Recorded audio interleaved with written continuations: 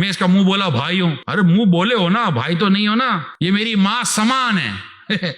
یہ نیا آیا ہے, بہن سمان ہے. کبھی سنا ہے باپ سمان ہے؟ یہ سارے سمان عورتوں میں مردوں میں چل رہے ہیں. یہ میرا بھائی سمان ہے, کبھی سنا ہے؟ نہیں. یہ ماں سمان ہے, یہ بہن سمان ہے, یہ یہی چل رہا ہے. یہ سارے مرد عورتوں یہ سمان کے نام پر جا کر وہ بالکل وہ بے پردگی کر دیتے ہیں. یہ میرا چچا سمان ہے, کبھی سنا ہے؟ یہ میرا بزرگ سمان ہے. نہیں ہے یہ نہیں. یہ بس یہ شیطان نے ایسا دماغ خراب کیا ہوا ہے. میری بیٹی سامان ہے. ارے بھائی چچا کہاں سے تیری بیٹی سامان ہو گئی؟ سر پر ہاتھ پھیر کر, یا کوئی گھر میں کوئی بزرگ ٹائپ کا ہے تو ہاتھ چما کے چلا جائے گا اجنبی لڑکیوں سے. ناجائز ہے یار.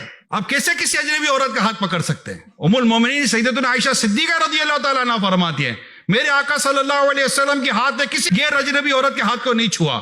آقا صلی اللہ علیہ وسلم سے کتنی صحابیات نے بیعت کی, لیکن کبھی ہاتھ پہ ہاتھ رکھ کے بیعت تو میرے آقا نے کسی سے بھی نہیں لی. ایسے پیر بھی بن جاتے ہیں. میں معافی چاہتا ہوں, یہ کیسے پیر ہو گئے؟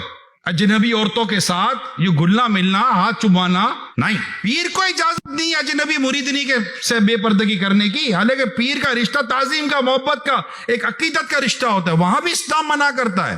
پھر عام آدمی جو عام ہمارے جو بڑے بوڑھے کہلاتے ہیں 55-60 سال کے, تھوڑے بڑے ہو جاتے ہیں تو سمجھتے ہیں ہمارے لیے سارا الاؤ ہو گیا. نہیں, آپ کے لیے کس نے الاؤ کر دیا؟ یہ بڑے بڑے عابد برباد ہو گئے عورت کے چکر میں. حدیث پاک میں دعا ہے, اللہم انی اعوذ بک من فتنۃ النساء, یا اللہ میں تجھ سے پناہ چاہتا ہوں عورت کے فتنے سے. یہ مذاق نہیں ہے. واقعات تو پڑھے کیسے کیسے عبادت گزار عورت کے فتنے میں پڑ گئے. اور ہم بولے